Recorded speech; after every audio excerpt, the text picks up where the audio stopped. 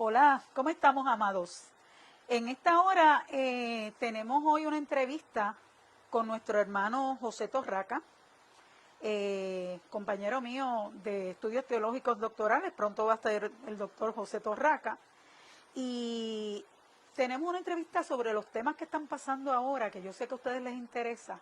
Así que vamos a comenzar pidiéndole a José que nos hable un poquito de él. José, háblanos de tu, ¿verdad? De quién tú eres, de dónde tú vienes. Muy bien, Dios les bendiga. Para empezar, soy graduado del Colegio de Mayagüez, soy químico de profesión hasta hace poco tiempo en el campo ambiental, y el Señor ya desde el 2003 me está dando estas inquietudes para enseñar la palabra. En 2003 hice mi maestría en seminario evangélico y ahí comencé a dar clases en la Universidad Pentecostal Mispa y otras universidades que el Señor me ha permitido estar. Como bien dijo nuestra hermana Vilma, ya en el 2019 entró al programa doctoral y gracias al Señor, pues poquito a poco estamos en eso. Y como profesor en MISPA, pues he dado distintos cursos, entre ellos pues cursos de escatología, específicamente Apocalipsis.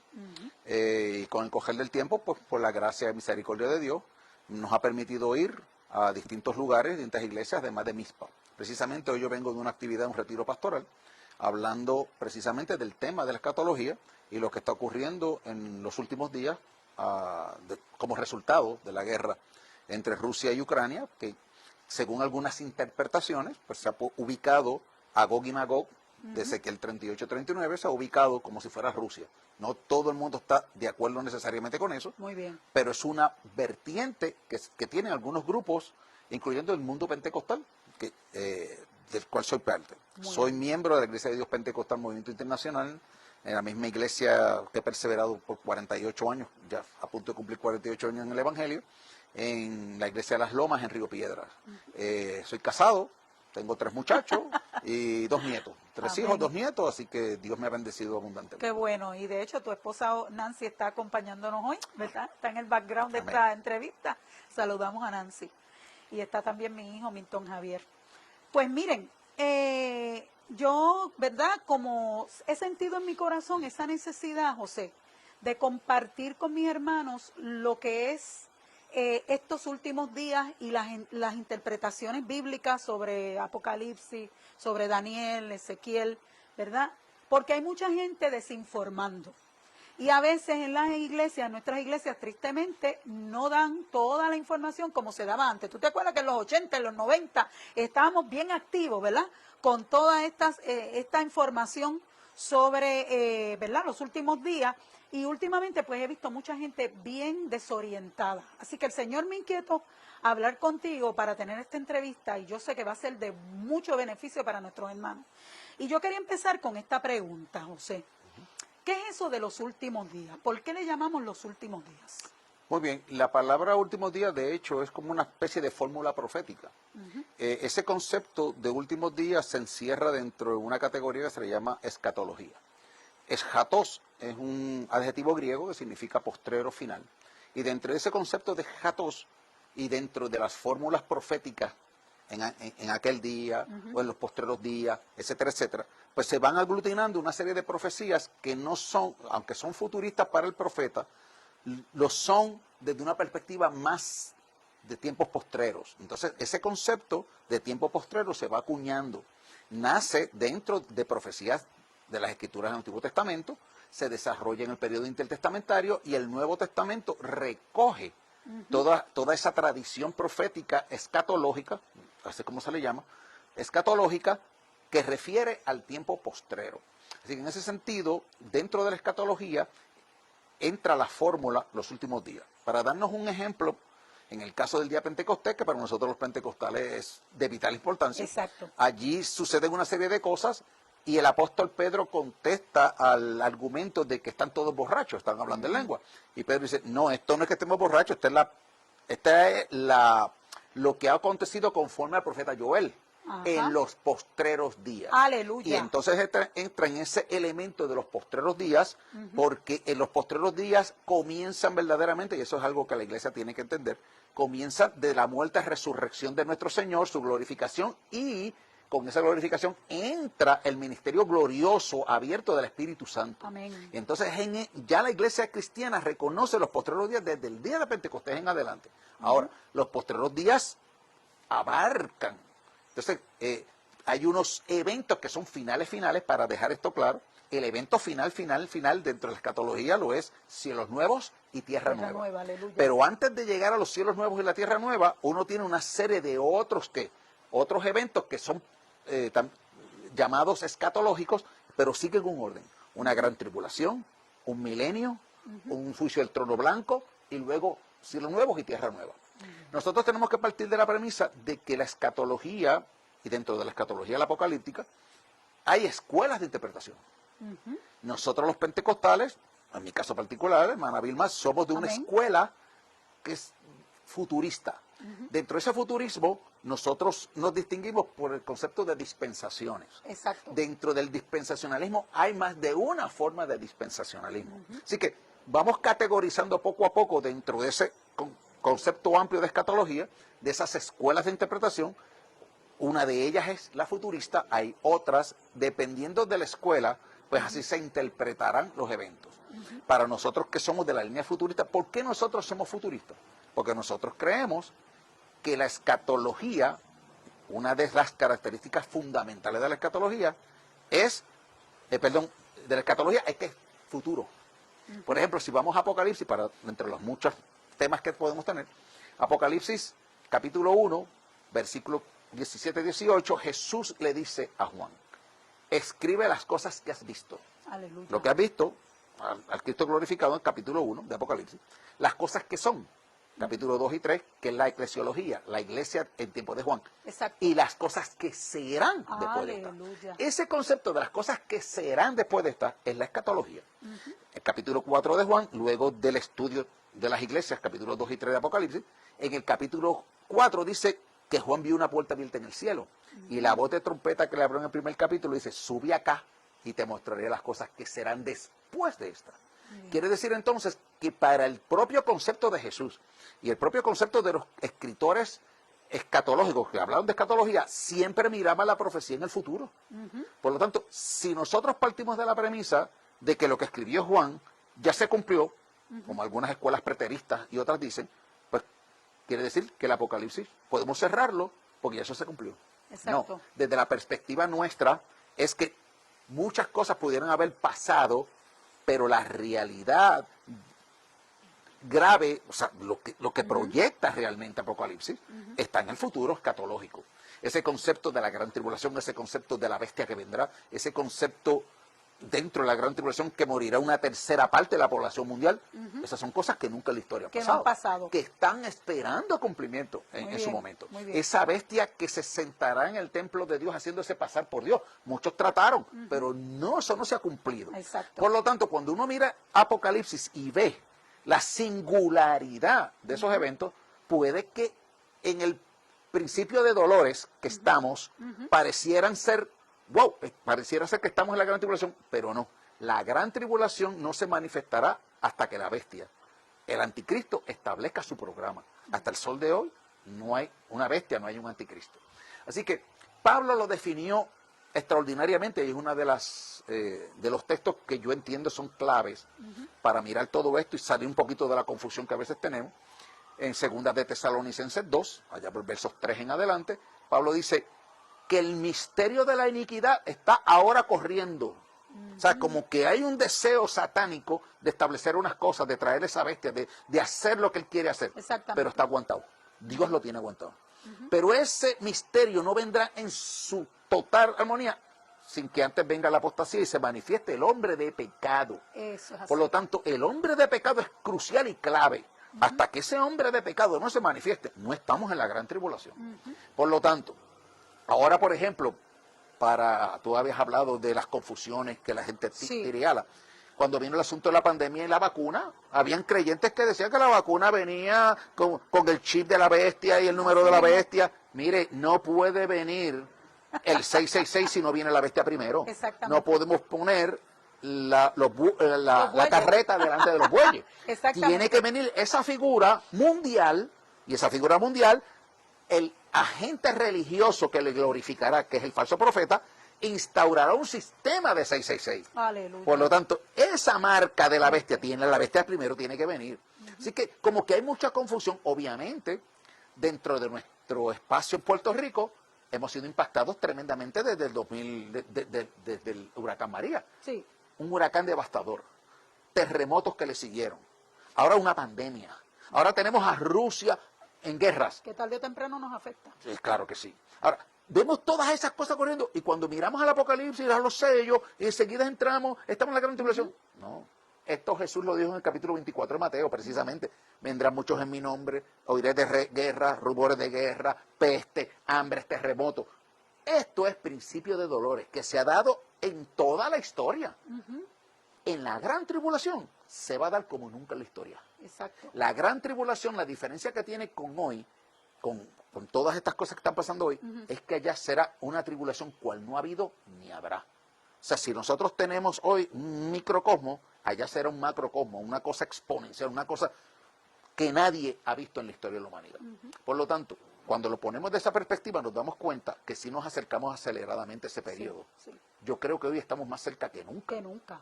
O sea, Nunca habíamos visto esto. las cosas en el mundo, o sea, la tecnología, la globalización, la conciencia de tantas cosas, el hecho de que la gente ahora esté buscando una figura mundial, todo eso se va aglutinando, se va recogiendo para abrirle la puerta a esa figura que vendrá. Sí.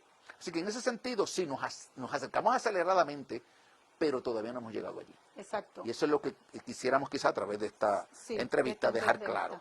claro. Tú sabes que uno escucha a muchas personas que dan sus opiniones, ¿verdad?, sobre Apocalipsis, sobre lo que está sucediendo. Y yo he escuchado muchas personas un poquito, entiendo que no están en lo correcto, cuando dicen que desde el tiempo de Pablo, tú me corriges si estoy en lo incorrecto, estamos en principio de dolores. A mí me parece que no, porque Cristo como que lo explicó bien en Mateo 24. O sea, en Mateo Explícame 24, obviamente, Jesús está diciendo esto antes de que Pablo, ¿verdad?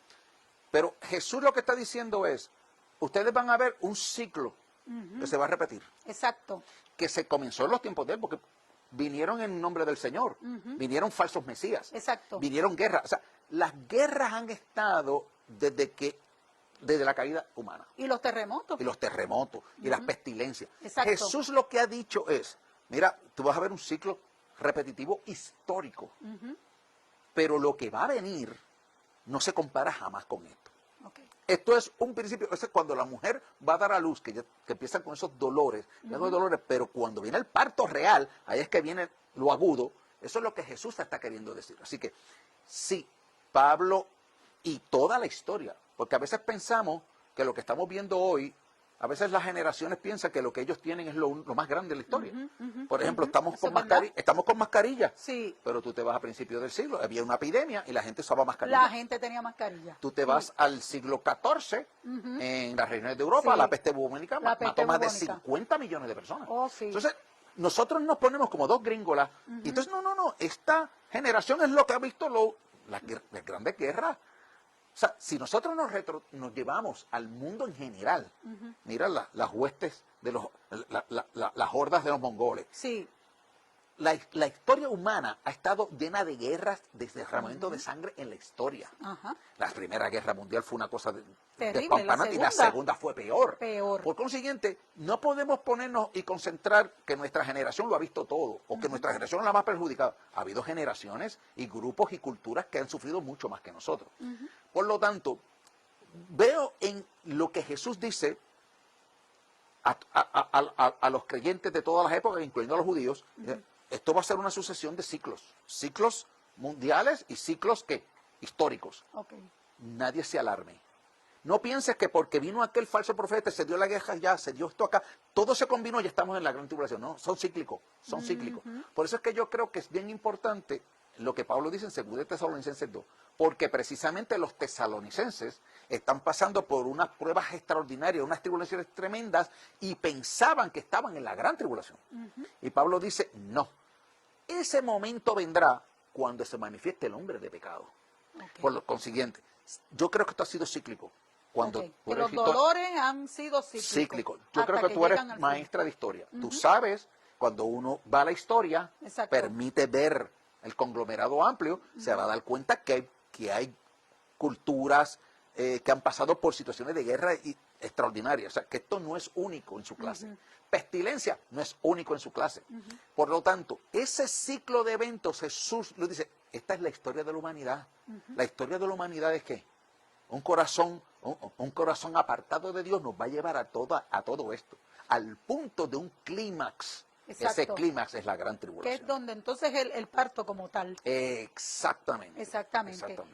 Entonces podríamos decir, sin embargo, José, que a pesar de que todo eso ha sido cíclico, yo estoy de acuerdo contigo con eso, y yo creo que todos los que me escuchan, ¿verdad?, que saben un poquito de historia, saben eso.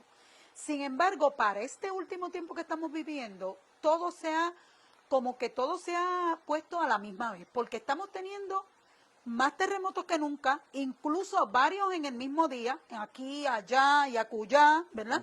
Y estamos teniendo esta peste esto del COVID todavía no ha cesado, llevamos 2 años y pico con esto. Y es pandemia.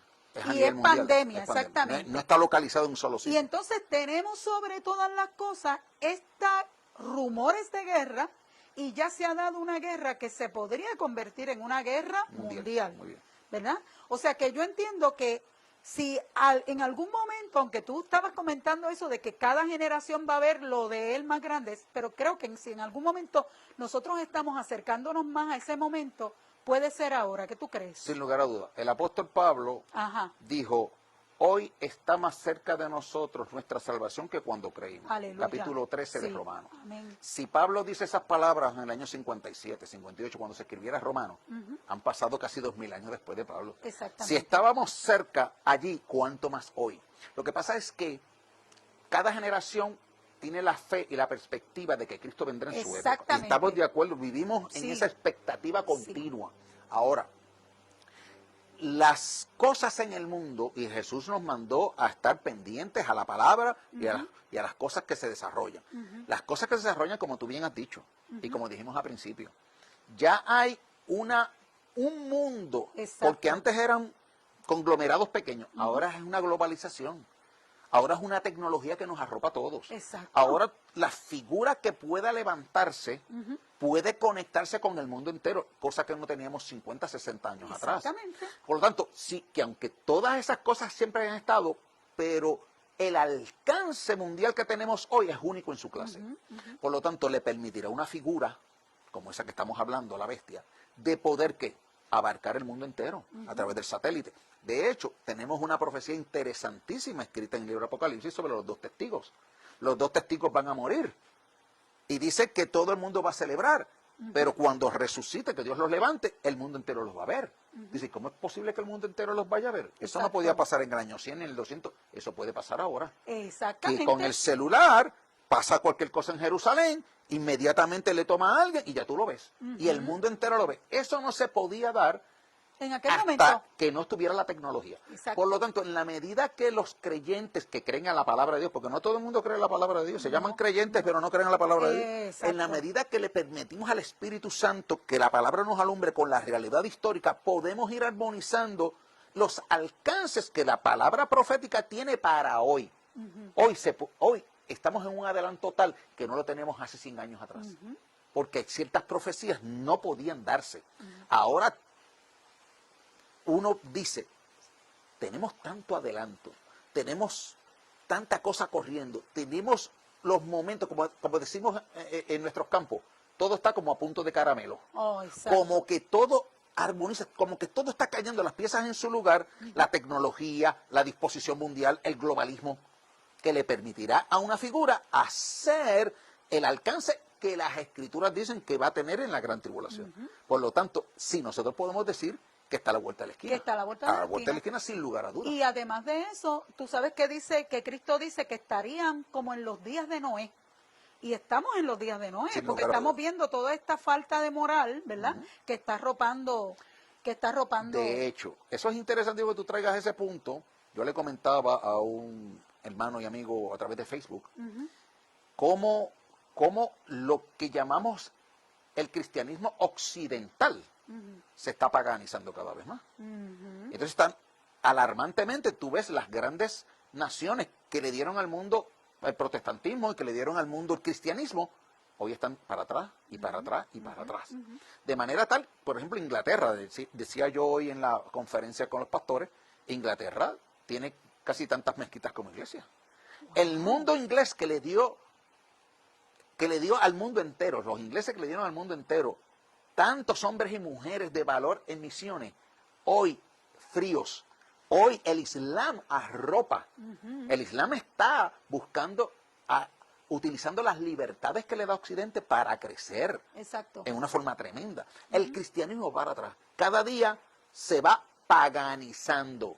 Cada día se va liberalizando. Una secularización que ya raya en otra cosa. Entonces, yo le decía a este compañero y hermano, le decía, yo creo que estamos volviendo a los días del Imperio Romano, cuando el cristianismo se convirtió en una religión perseguida. Exacto. Porque esa es la verdad. O sea, todos estos nuevos movimientos que estamos luchando en la iglesia, por ejemplo, la ideología de género y todo lo que está viniendo, es un ataque abierto. Roe versus Wade, 70, eso es un ataque abierto a la iglesia y a los valores. Por lo tanto, cuando uno ve que esto se universaliza, pues simple y llanamente no son grupos particulares como veíamos en el pasado, ahora es por el globalismo, todo se universaliza, pero lo que se está generalizando, universalizando, no son los valores del cristianismo, son valores anticristianos. Exactamente. Por lo tanto, como que me da la impresión que cada vez el cristianismo que arropó tanto en Occidente, cada vez el cristianismo bíblico, evangélico, cada vez se va perdiendo Sí. el espacio Exacto. y el poder que tenía en su momento. Y cada vez como que se va paganizando y cada vez vamos para atrás. Sí, sí. Con costumbres, con tradiciones anticristianas. Y sobre todo, como dice el Señor en Mateo 24 también, que entonces nosotros no tendríamos amor los unos por los otros, ¿verdad? La caridad de muchos se enfriará, y eso lo estamos viendo. Y eso lo estamos viendo. Mira, yo quería que tú abundaras un poquitito en estas dudas que tienen las personas sobre el momento del arrebatamiento. Muy bien. Porque tú sabes, como tú bien sabes, que Pablo en 1 de Tesalonicenses 4:16 habla sobre se tocará la trompeta, ¿verdad? Que es una de los muchos versículos que hay sobre eso. Hay personas que, yo entiendo que hay tres escuelas, tú me corriges, porque tú sabes más que yo sobre eso. La escuela que es el rapto, lo que le llaman el rapto secreto, que es antes de la gran tribulación, antes de los 7 años de la gran tribulación. El rapto a mitad, que de hecho hay un teólogo muy famoso ahora, que yo lo he escuchado varias veces, que se llama Baruch Corman, mesiánico, que está apoyando el rapto mid-tribulacionista, y está los que creen que el rapto es en el momento que Cristo venga, post-tribulación. ¿Qué tú me puedes comentar sobre eso? Esas son las tres posiciones clásicas. Hay una cuarta que prácticamente nadie la trabaja, es de que van a haber arrebatamientos parciales. Eso no existe. Eso el único arrebatado parcialmente, los únicos dos son Enoc y Elías. Pero aparte de ellos, que creyentes cuando maduren van a ser levantados en distintas épocas, eso prácticamente nadie la apoya. Pero lo que tú has dicho es lo correcto. Yo tengo mucho cuidado con hablar de lo que llaman el arrebatamiento secreto, porque lo que queremos decir es, con el arrebatamiento antes de la gran tribulación, es que los creyentes en Cristo Jesús, o los que hablamos en el Nuevo Testamento para acá, la iglesia no tiene por qué pasar por la gran tribulación. ¿Por qué? Porque la iglesia, el juicio tuyo, mío, de los creyentes en Cristo, fue llevado en la cruz del Calvario. Muy bien. El propósito, entre los varios propósitos de la gran tribulación, lo dice Apocalipsis 3:10. Dice, o 3:9, dice que el propósito de esta tribulación es probar a los moradores de la tierra. La iglesia no es una moradora de la tierra. Exactamente. Por lo tanto, la iglesia no tiene que ser probada en la gran tribulación, porque nuestra prueba es todos los días. Los justos somos probados todos los días. Los justos vamos delante de la presencia del Señor todos los días. Y nosotros llevamos lo que tenemos a la presencia del Señor. Es un trato diario con la iglesia, con el creyente. La gran tribulación es un juicio a aquellos que no han conocido todavía al Señor. Por lo tanto, ese concepto de que la iglesia tiene que pasar, ¿para qué? Eso yo le llamo un double jeopardy. Sí, O sea, exacto. es un doble trato de algo que ya fue llevado a la cruz del Calvario. Así que nosotros los creyentes que creemos que la iglesia es levantada, los creyentes en Cristo son levantados antes de la gran tribulación, pues se le llaman los pretribulacionistas. Ahora, hay un grupo que establece a mediados de la tribulación, porque ¿qué dice él? Y tiene ciertos puntos y cierta Sí, base. sí. Dice, mira, hay unos santos en la gran tribulación que van a morir, que van a ser cristianos, se van a salvar y van a ser levantados. Pues entonces, al parecer, esta interpretación que acoge muy bien a todos los creyentes. Vamos a hacer un paréntesis ya mismo para ver Sí, una cosa sí. más. A los creyentes en Cristo Jesús, no solamente antes de la gran tribulación, sino que va a incluir hasta mediados de la tribulación todos esos creyentes. Por ejemplo, la muchedumbre extraordinaria, el capítulo 7, que todos sean recogidos ahí. Amén. Pues mira, tiene cierta base, tiene cierta base. Ahora, nosotros pensamos, yo personalmente pienso, que no va a ser así. Exacto. Yo personalmente pienso, ¿por qué? Porque tú citaste 1 Tesalonicenses 4, 13 al 18. Cuando uno mira el texto y su contexto, Pablo dice que Cristo viene y se queda en las nubes. Exacto. Vamos a empezar por ahí. Se queda en las nubes. Dice que con voz de mando, con voz de arcángel, con trompeta. Vamos a hablar de la trompeta. Esa es importantísima. Sí. Entonces, los muertos de Cristo primero resucitan. Dice los muertos en Cristo, no dice iglesia. Dice los muertos en Cristo. Resucitan primero. Luego los que vivimos, los que hayamos quedado. Pablo pone su ejemplo, que se tuviera quedado. Seremos transformados juntos. Muy bien. Juntos. Ahora, ¿ese juntos para qué? Subimos a la presencia del Señor al aire y así estaremos para siempre con el Señor. Ahora la pregunta es, al subir, el Señor nos recibe en el aire. ¿Es para descender, establecer el reino milenial? Eso es lo que nos preguntamos. Ahora, Jesús hizo una promesa. Juan capítulo 14. Dice que no tengamos temor. ¿Creéis en Dios? Creed también en mí. Pablo dice, para acortar, dice, en la casa de mi padre muchas moradas hay. Voy pues a preparar. Moradas para vosotros. Moradas para vosotros. Amén. Si me fuere y os prepara el lugar, vendré otra vez. Exacto. La pregunta que le hacemos a todo el mundo es, ¿vendrá cuándo? ¿En la segunda venida donde todos lo verán? ¿O vendrá para recogerla y llevarla a la casa del Padre? Porque Juan 14 dice, vendré otra vez y os tomaré a mí mismo para que donde yo estoy, vosotros también estéis. ¿Dónde? En la casa del Padre. Ah, sí. Por lo tanto, la promesa de levantamiento de los creyentes en Cristo, la iglesia, se lo queremos decir, es una promesa que el Señor da en Juan 14. Y no es a venir con ella ni traerla a la tierra, es a llevarla primero a la casa del Padre. Por lo tanto, cuando tú aceptas eso y dices, estos decimos en palabra del Señor, dice Pablo en capítulo 4 de 1 Tesalonicenses, ¿qué palabra del Señor es la que Pablo está citando? No será Juan capítulo 14, que él prometió llevar a la iglesia a sí mismo para la casa del Padre. Por lo tanto, ese acontecimiento no se ha dado. Ese acontecimiento se tiene que dar. Por lo tanto, los posttribulacionistas que dicen que la iglesia es recogida, ahí glorificada y vuelta enseguida, cuando la iglesia va a ir a la casa del Padre. Por lo tanto, los posttribulacionistas no tienen manera de cumplir esa palabra. Lo que Pablo está diciendo en 1 Tesalonicenses 4 es que la iglesia es levantada hacia arriba. Él viene a buscar para la casa del Padre. Exactamente. Así que en ese sentido vamos a hablar de la trompeta, que eso ha traído confusión. Eso es bien importante. Ha traído una confusión tremenda porque cuando vamos a Apocalipsis tenemos 7 trompetas de juicio. A la final trompeta quiere decir que la séptima trompeta de Apocalipsis de juicio. No. Por lo tanto, la iglesia está en la gran tribulación. No. Las trompetas de Apocalipsis son muy distintas al shofar que se va a tocar para el recogimiento de la iglesia. Nosotros creemos, y ahí entrando en 1 de Corintios capítulo 15, 51 y 52, que es un texto paralelo, Pablo dice, y aquí os digo un misterio, no todos dormiremos, pero todos seremos transformados a la final trompeta, porque se tocará la trompeta. ¿Qué es eso de final trompeta? ¿Se está refiriendo Pablo a las 7 trompetas de Apocalipsis o se está refiriendo a los shofares que se tocan en la fiesta del Rosh Hashanah? Entonces, ahí entramos entonces en las fiestas judías. Exactamente. Vamos a hablar un poquito de las fiestas judías, que a veces se traen de aquí, se traen de allá, interrelacionadas profundamente. ¿Por qué? Porque la Pascua, de todas las grandes fiestas de Israel, la Pascua tiene un cumplimiento espiritual y cabal en Cristo Jesús. La Pascua nuestra es Cristo Jesús. Es el Cordero es que resucita. 50 días después de esa resurrección viene Pentecostés. Pentecostés, derramamiento del Espíritu Santo. Ya tenemos 2 grandes fiestas de Israel cumplidas en Cristo Jesús. Ahora, el Rosh Hashanah, que se da el primer día de Tishri, el primer día séptimo, es una fiesta de clamoreo de shofares. Wow. Clamoreo de shofares. No es que se toca un shofar, no. Los grandes rabinos sí. y los grandes maestros, de hecho yo tengo un libro que se llama Comentario del Nuevo Testamento de la perspectiva mesiánica. Se llama David Stern. Él es un judío mesiánico convertido.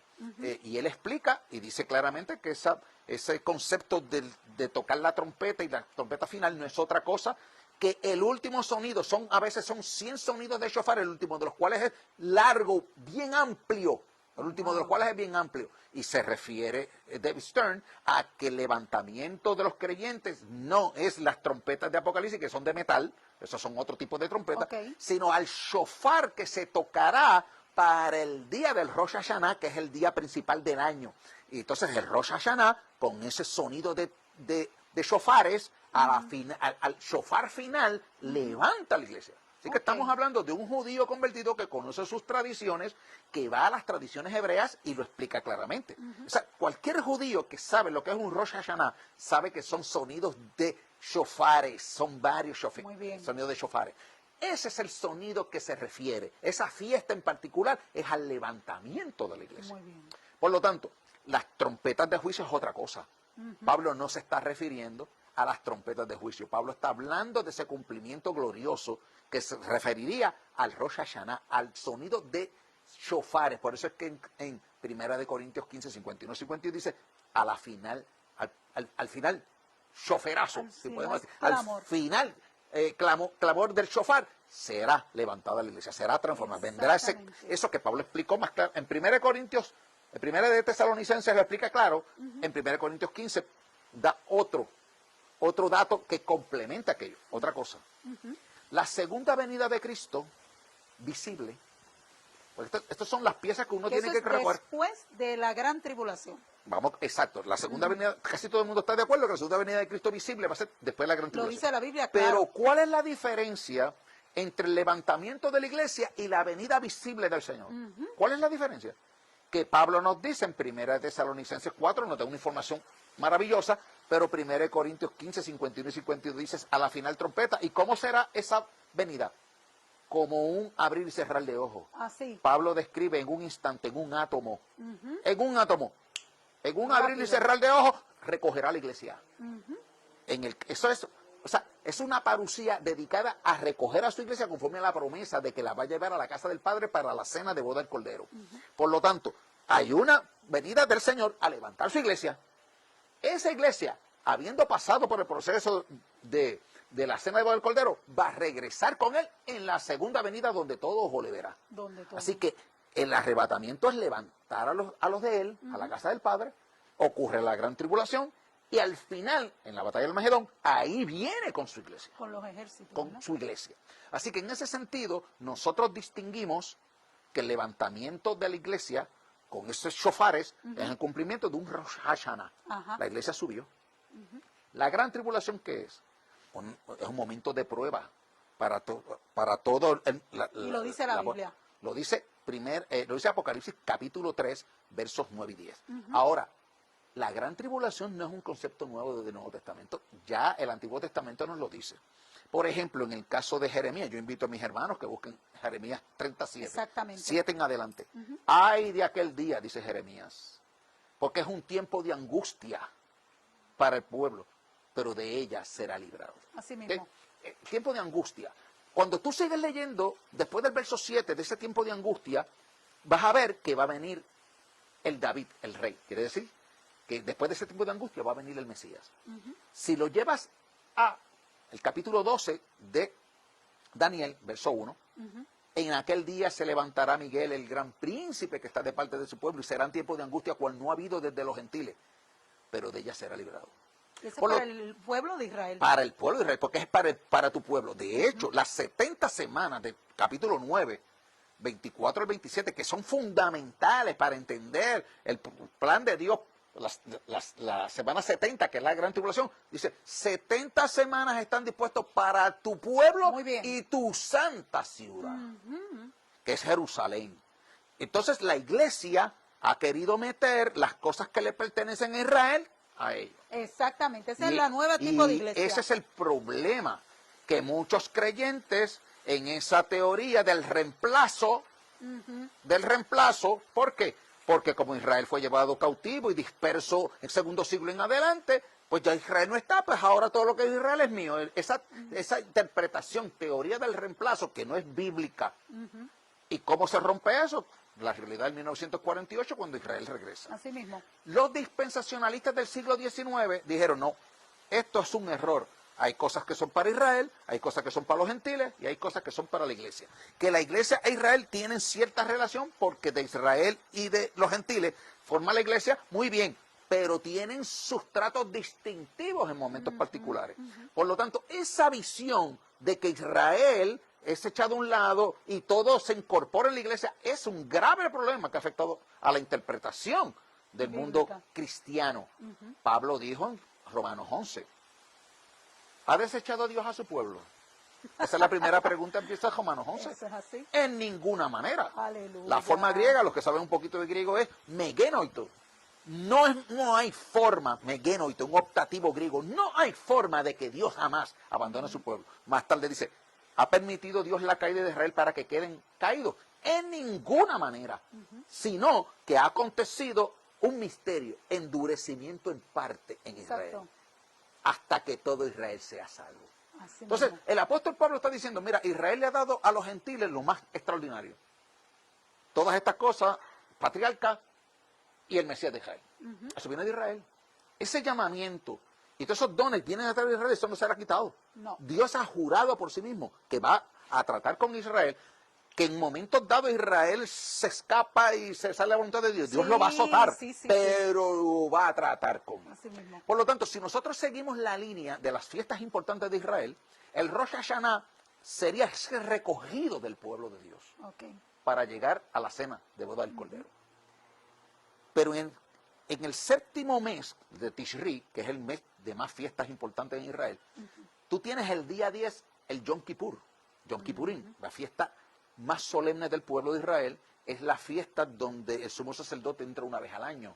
Es ahí donde el pueblo ayuna, es ahí donde el pueblo se contrita, es ahí donde el pueblo vuelve a recibir al Señor sus pecados, es ahí donde Dios perdona el pecado de la casa de sacerdotal, donde perdona el pueblo, etcétera, etcétera. Ese Yom Kippurín, la realidad del Yom Kippurín, se va a dar al final de la gran tribulación. Porque la gran tribulación terminará con ¿qué? Con la batalla del Armagedón.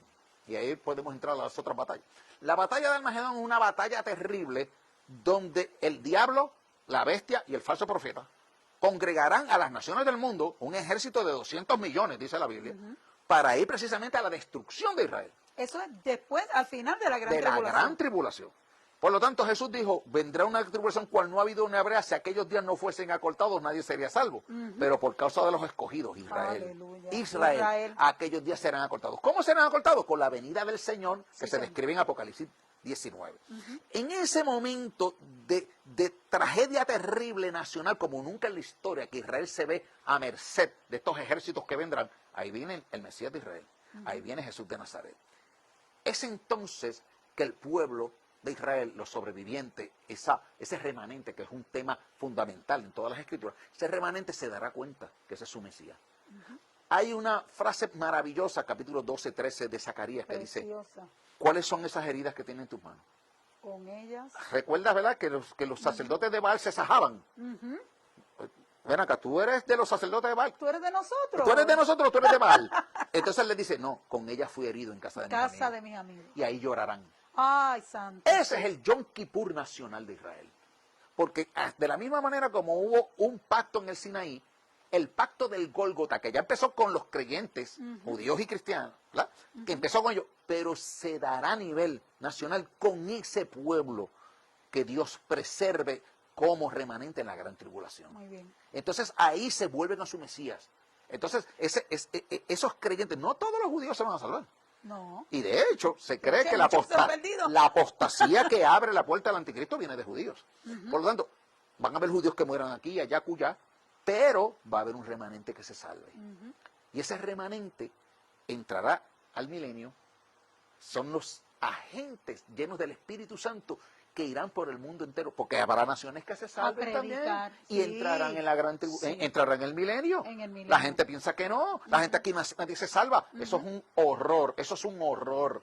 No, van a haber personas que mueran, van a haber personas selladas con el 666 que perecerán, van a haber personas que morirán por otras causas, pero van a haber naciones que entren al milenio y van a haber judíos que entren al milenio. Y lo dice la palabra La dice la palabra clarito. claramente. Sí. Capítulo 25 de Mateo, verso 31, el Hijo del Hombre se sentará en su trono de gloria y convocará a todas las naciones a la derecha de las ovejas. Entra. Ellos entrarán al Qué milenio. lindo. ¿Cómo es posible que pueda haber un milenio y que al final salga Satán y engañe a las naciones? Pues tienen que haber naciones que hayan entrado. Sí, que se Así va que a probar. tenemos una concepción, muchas veces los pentecostales y nosotros dispensacionalistas, de que hemos hecho de la gran tribulación o te salvas cortándote el cuello o te sellas con el 666. No, hay otros escenarios. Okay. Van a haber personas que morirán, pero van a haber personas que sobrevivirán. Y personas que sobrevivirán a la gran tribulación que van a entrar al milenio. Así que cuando uno permite leer la Biblia, que la Biblia lo lleve y lo guíe, pues uno ve unos escenarios. Pero cuando ya uno trae unas presunciones, unas precomprensiones al texto, Sí. y trata de meterle al texto a mi escuela o a mi presunción, ahí empiezan los problemas. Ahora, es importante entender, esto yo siempre lo digo, es mi creencia, no estoy en la misma línea aquí quizá con los dispensacionalistas, porque están los dispensacionalistas clásicos y están los progresivos. Progresivos un poquito más flexibles. Sí. Y yo personalmente creo que todo el que va a ser levantado antes de la gran tribulación incluye los santos del Antiguo Testamento. Hay gente que dice que no. No, los santos van a ser levantados en otro momento. Yo creo que no. Por lo tanto, hay diversidad de maneras de ver, porque hay diversidad de escuelas que tienen su manera de ver. Muy Hemos bien. hablado a Sí. grandes rasgos muchas cosas. Ahora pero te voy a... Ya entraste en una pregunta que yo tenía, pero la pregunta final para terminar esta entrevista. La pregunta que yo tenía era cómo el Viejo Testamento encajaba con esto de la escatología, ¿verdad? Ok. Y las profecías del tiempo final, y ya tú me hablaste de Daniel, que es muy importante, ¿verdad? Y de Daniel, Zacarías. y de Zacarías. Ahora, yo quiero que tú me hables un poquito de cómo va a ser una vez la iglesia sea arrebatada y sea levantada. ¿Qué va a pasar? Porque hay gente que tiene sus dudas. Hemos hablado un poco de la gran tribulación, pero para que las personas vean qué va a pasar en esos 7 años, que como tú bien decías, es las 70 semanas de Daniel, ¿verdad? Porque a Daniel se le dijo, como comentaste ahorita, 70 semanas están destinadas para tu pueblo. Ya hay 69 cumplidas. Hay un espacio donde no ha pasado nada, pero hay unas 70 semanas en la que van a suceder esas cosas. Yo quiero que tú me expliques un poquito sobre cómo va a ser esa gran tribulación, qué va a ser el milenio y qué va a ser la eternidad. Perfecto. Mira. ¿Por qué decimos? Obviamente cuando decimos semana de años. De años. En otras palabras, cuando el ángel Gabriel le dice a Daniel, capítulo 9, verso 24 de Daniel, Exactamente. le dice, 70 semanas están dispuestas para tu pueblo y tu santa ciudad. Son 70 semanas de años. En otras palabras, 70 por 7, 490 años. Que comienzan con la restauración de la ciudad de Jerusalén bajo Nehemías. Artajerjes, más o menos 445, más o menos ahí. Siguen 483 años y nosotros planteamos, según los capítulos el 9, 26 y 27, hay un lapso ahí. El reloj se detiene. Hay unas tradiciones que dicen que no, pero nosotros decimos que se detiene. El reloj profético, el como profeta tal. de esas 70 semanas de año. ¿Por qué? Porque en la 483 dice, ahí se detiene, darán la muerte al Mesías. Exactamente. ¿Qué más dice? Vendrá la ciudad de un príncipe que ha de venir, destruirá el santuario. Y todo eso se lo dijo el ángel a Daniel. A Daniel antes de la semana 70. Quiere decir que Jesús muere en un momento dado. Vamos a decirle el año 30, por decir un número. Exactamente. El templo es destruido 40 años después, en el Ujú, 70. en el 70. Quiere decir que las 69 y las 70 semanas no pueden ser cogidas. Ya tú tienes ahí la muerte del Mesías, 40 años después, la destrucción del templo. ¿Qué más te dice? Otra serie de conflagraciones, porque en el 70 fue destruido, pero la segunda revuelta judía con Adriano los expulsa en el año 135. Por lo tanto, tú tienes unos acontecimientos que están en el verso 26 antes de llegar al 27. Tú tienes que ubicar eso históricamente. Muy bien. Por lo tanto, entonces, en el verso 27 te dice, y por una semana hará un pacto y lo cortará. ¿Quién va a hacer el Exactamente. pacto? Pues algunos dicen que Jesús mismo. Jesús no va a hacer el pacto, porque cuando tú lees el verso 27 de Daniel 9, dice, se habla de la consumación, se habla del desolador. Jesús no es un desolador. No es un desolador. Por lo tanto, creemos que ese es el anticristo, que va a tener un pacto con Israel de 7 años a la mitad. Es decir, a los 3 años y medio lo romperá. Por eso es que esos 3 años y medio son importantes. Tiempos, la mitad de un tiempo. 42 meses, 1260 días, 3 años y medio, la mitad de la semana. Todos son equivalentes. Sí. Por lo tanto, esos números que son muy, muy importantes en Daniel, son importantísimos en Apocalipsis también, y los tienes allí. Por lo tanto, cuando hablamos de 1260 días, estamos hablando de gran tribulación. Estamos hablando ya metidos ahí. 7 años. Son 7 años. Dividido en 2 mitades. 3 años y medio, donde una aparente paz y seguridad, se quitó la careta, porque yo quiero dejar claro que la palabra antimesías, anticristo, tiene 2 connotaciones. La preposición griega anti puede ser en lugar de, o puede ser en contra de. Nosotros estamos acostumbrados a oír antihigiénico, antiséptico, como en contra de, pero el término griego puede ser en lugar de. Como Así- antifaz. Exacto, Que es en lugar de. Exactamente. Por lo tanto, esta personaje viene catapultándose como el verdadero Mesías, engañado. Pues quiere decir en lugar de. Pero a los 3 años y medio se saca la careta para decir en contra de. Así que en ese sentido, ahí empiezan las grandes persecuciones contra Israel. Todo eso está contemplado, obviamente, la profecía es amplísima. ¿Qué pasa? En la gran tribulación hay 3 agentes importantes, 3 protagonistas de maldad. El dragón rojo, que es Satanás, la bestia que sube del mar, capítulo 13, que es el anticristo, la bestia que sube de la tierra, el falso profeta. Esa tríada satánica son las que van a conformar todo ese episodio que llamamos la gran tribulación. Ahora, el mundo entero se irá tras él, porque ¿quién como la bestia? Claro. El mundo entero se irá. Por eso es que ya el mundo se está preparando para eso. Para no pensar por ellos mismos críticamente, sino para que otro lo lleve de la mano. Entonces, este personaje que el mundo entero lo admirará, nosotros creemos que los creyentes en Cristo Jesús van a ser levantados antes de eso. Pero dentro de ese tiempo de gran tribulación van a haber personas que crean. Y van a haber personas que crean y se salven. Y algunos de ellos, la multitud inmensa del capítulo 7 de Apocalipsis, que están en el cielo, están allí sirviendo al Señor día y noche, y el Cordero los pastorea, y que van a reinar con Cristo, según el capítulo 20 de Apocalipsis, quiere decir que son parte de la iglesia. Yo planteo la iglesia, o sea, hay un dispensacionalismo clásico extremo que tiene una discontinuidad con la iglesia. Yo creo que el dispensacionalismo progresivo ayuda a la visualización de que la iglesia tiene una continuidad. La iglesia levantada ante la gran tribulación, Que es la iglesia limpia, ¿verdad? La que no tiene que pasar por lo... Pero sin el mancha que y va sin a pasar arruga. por la gran tribulación y se convierte a Cristo, eventualmente va a ser levantada con la iglesia. Por lo tanto, yo no creo en esa discontinuidad absoluta de que solamente hasta aquí es la iglesia y los demás no. Porque eventualmente, Vilma, todos los hombres y mujeres que han creído en Cristo Jesús terminarán en la Nueva Jerusalén. Claro. La Nueva Jerusalén es el lugar donde van todos los que van a creer y todos los glorificados. Y que la Biblia dice que hay unas personas en el cielo que le están pidiendo al Señor ¿hasta cuándo? Exactamente, en el 5º sello ya hay un grupo de mártires que De están ya esperando. Serán mártires, ellos se salvarán, pero serán por medio Serán del mártires, martirio. serán mártires. Están allí en el altar y Dios les dice, descansen hasta que el número de sus consiervos sea completado. Exacto. Ese número de sus consiervos va a ser completado en la gran tribulación, que creemos que es la multitud inmensa del capítulo 7. Ok, pues todos esos eventualmente van a conformar la iglesia. Esa es mi manera de verlo. Obviamente, algunos dicen que no.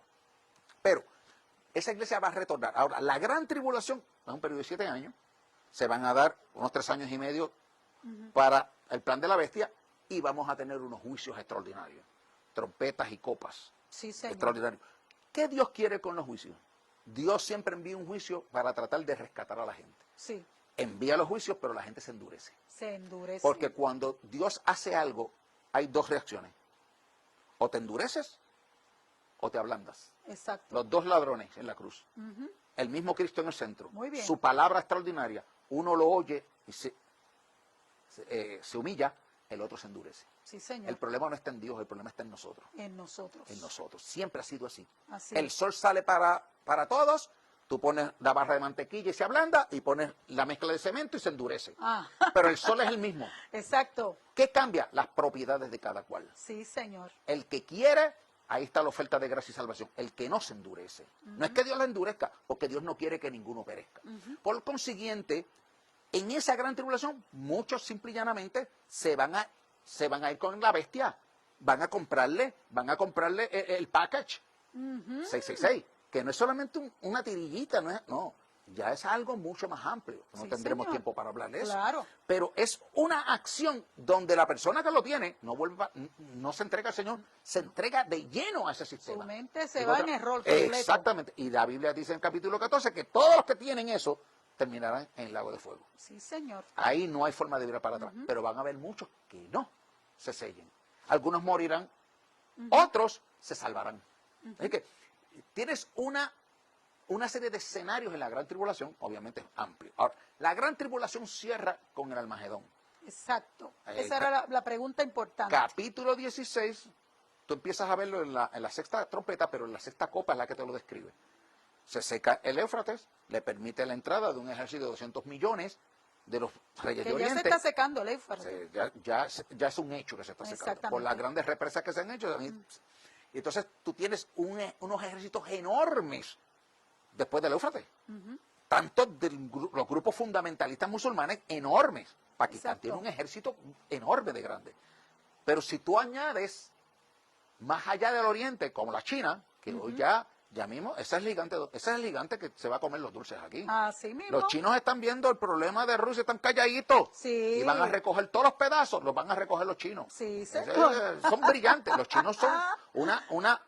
chinos son una cultura milenaria, sabia, que ve todo esto y paciente. Y tanto Rusia como China están Están mencionados. O sea, en y no solo eso, tiempo que los rusos profético. y los chinos están en armonía.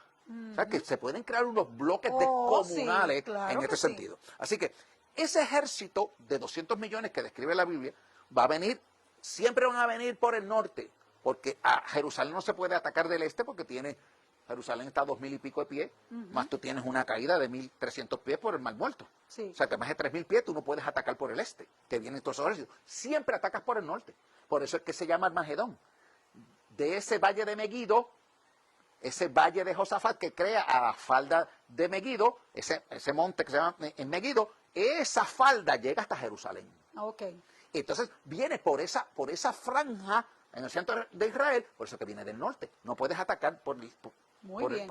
viene siempre por el norte. Por Obviamente el norte. vas a tener grupos también árabes y de otros en el sur que pueden atacar. O sea, que va a ser una coalición de arriba, o sea, de los que vienen de todo este lado, desde arriba hacia abajo, y del sur, y los que vengan del oeste, a atacar a Israel. O sea, Esa es la guerra al final de la gran tribulación. 200 para millones que se clarificar. llama Armagedón. Armagedón significa Megido, monte de Megido, que ha sido ruta de distintas guerras en el Antiguo Testamento. Ahí murió Josías cuando se enfrentó contra el faraón Necao. Y hay otras cosas. De ahí es que viene ese concepto Armagedón. Pues es una batalla con que cierra la gran tribulación. Y Cristo viene ahí. Porque Ok. es el momento crítico en Israel. Y viene a defender. Entonces Jesús con la espada de su boca destruye, según lo dice capítulo 19 de Apocalipsis. Ahora, 1000 años. ¿Van a entrar quiénes van a entrar? Ahí van a entrar judíos llenos del Espíritu Santo, porque el milenio es la era de mayor plenitud del Espíritu. Y ya ha bajado el Y la iglesia tabernáculo a reinar con él. a reinar. A reinar Están con en él. Jerusalén. En Jerusalén, ese es el trono de gloria. Y Por- son los judíos los que predican el evangelio. Ya Esa no es mi somos creencia. nosotros. Yo creo que sí, porque la iglesia ya está con su rey. Quienes predicarán durante ese milenio van a ser los judíos convertidos, llenos del Espíritu Santo. Ahora, eso es bien importante entender porque el tabernáculo de David se cayó con Nabucodonosor y Sedequías. Quien lo va a levantar, hay una profecía en Amós, capítulo 9, que dice que el tabernáculo caído de David será levantado. Y eso lo va a hacer el Mesías de Israel. Hasta el sol de hoy no se ha levantado. Aunque tú tienes, en Israel tienes un gobierno secular, pero no es monárquico. Exacto. Quien va a levantar el trono caído de David es Jesús de Nazaret. Exacto. Así que son profecías y lo va a hacer en el milenio. Así que el milenio va a ser 1000 años de paz extraordinario, al final de los cuales, obviamente, cuando Jesús interviene en la batalla del Magedón, el falso profeta y el anticristo son arrojados al lago del fuego. Y Satanás y sus huestes son encerrados 1000 años en el abismo. Por 1000 años. Por eso que vamos a tener paz tremenda, la gente se multiplicará tremendamente. Tenemos que subir de año en año a adorar. No, eso es en la Nueva Jerusalén. La Nueva Jerusalén. Pero en el milenio, pues se Ok. multiplicarán. Mucha gente vivirá largos años porque Ok. no va a haber la maldad que va a haber, qué sé yo. Bueno, está el Señor allí, el Espíritu Santo en su plenitud. Todo eso. Al final, dice que lindo. al final del milenio sueltan a Satanás. Para Y va a- probar. Exactamente, y va a engañar a una multitud inmensa como la arena del mar. A eso se le llama Gog y Magog. Ok. A eso se le llama Gog y Magog. Ahora vamos a Ezequiel. Gog y Magog no está en la guerra del Armagedón. Eso es lo que dice Apocalipsis, pero tú tienes personalidades de nuestro lado que dicen que Gog y Magog es la gran tribulación. Eso es lo que estoy escuchando. Ese es el grave problema que tenemos aquí. Algunos dicen que Gog y Magog están en la tribulación porque interpretan Ezequiel 38-39 de una manera que creen ubicarlo en la gran tribulación. Yo lo miro y lo veo en el milenio. En Porque el Israel está milenio. segura con su rey, con su Mesías. Pasa que leen el capítulo 38 de Ezequiel sin leer del 34 al 37, que es un trato de Dios y su Mesías con ellos, donde viene el nuevo pacto, etcétera, etcétera. Israel está segura porque está en el milenio. Esa es mi manera de leerlo. Ok. No porque tiene un pacto con el anticristo. Así que tú tienes autores que ubican Gog y Magog en la gran tribulación, pero Apocalipsis lo pone al final del milenio. Tú tienes autores como Luis Gemio Ortiz, tú lo conociste. Ajá, Luis claro, Gemio Ortiz es muy tengo libros de cuidadoso. Luis Gemio Ortiz dice, yo creo que hay una Gog y Magog en la gran tribulación, pero creo que también están después del milenio. Entonces, por eso siempre habla ha de sido dos, la de dos confusión. Gog y Magog. Sí. Personalmente, yo creo que hay uno solo. Al final del milenio, ¿Tú como dice crees que es Apocalipsis. al final del milenio? Bueno, es que no tengo otra manera, Sí. porque aparte de Ezequiel, el otro que tienes es Apocalipsis, y Apocalipsis alude a eso. Pero Rusia es de alguna forma... Vamos a ese punto. Ajá. ¿Quién es Gog y quién es Magog? Exacto, eso es lo que quisiera que Yo te explicara. invito a todos los hermanos que están viendo esta entrevista, que hagan como yo hice. Vayan a Google, googleen, Ajá. y entren a Gog y Magog, y busquen mapas. Y Ok. ustedes van a encontrar dónde ubican a Gog y Magog distintas perspectivas. Uno lo ponen allá en las estepas, porque Heródoto dijo que Magog y Gog, y habló y los situó como los escitas. Y los escitas tienden a ponerlo en esa zona que es hoy, esta gran zona que es hoy Rusia, etcétera, etcétera. Sí. Entonces algunos hablan de que Rosh, la palabra Rosh que habla en Ezequiel, es cabeza. No necesariamente es la Rusia. Pero algunos han querido traer eso a Rosh, Esos son, Rusia. sí, diferentes perspectivas. Mesec, que es otro de los hijos de Jafet, es Moscú. Tubal es Tobolsk. Pero no todo el mundo acepta eso. Tobolsk es ciudades rusas. No todo el mundo acepta eso. Ok. Entonces, yo invito a mis hermanos que vayan, como hice yo en estos días. Entré para ver esa diversidad. Y algunos te ponen a Gog allá arriba, otros te lo ponen en Europa, otros te lo ponen por acá, otros te lo ponen al sur de la Rusia y no se ponen de acuerdo. Por lo tanto, pero vamos a ir a la perspectiva de si fuera Rusia. Vamos a pensar que sí. Ok. Que Rusia, que es un país inmenso, Inmenso. y tiene además una serie de coaliciones.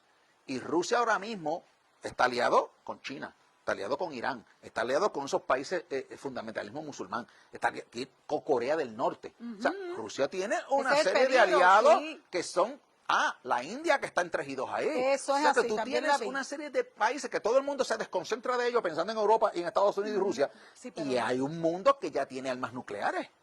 O sea, que son unos bloques que tú te quedas, ojo al vivo. Muy bien. Pero de todas maneras sabemos, para ya terminar nuestra entrevista, sabemos que todo esto es como un tipo de zapata, ¿verdad? De ensayo, Y que ya como un ensayo, muy bien. Exactamente, y que la gente se dé cuenta que Cristo viene. Sí. Porque todo esto, tal y como dijo Mateo 24, ¿verdad? Todo lo que está sucediendo ha sido profetizado. Muy bien. Así que le agradecemos a nuestro amado hermano José Torraca que ha estado con nosotros. Usted dele para adelante y para atrás a esto y coja nota, ¿verdad? Porque yo sé que hay gente bien interesada y les agradecemos. En otra ocasión estaremos con ustedes. Dios les bendiga. Un abrazo, amados. Dios les bendiga.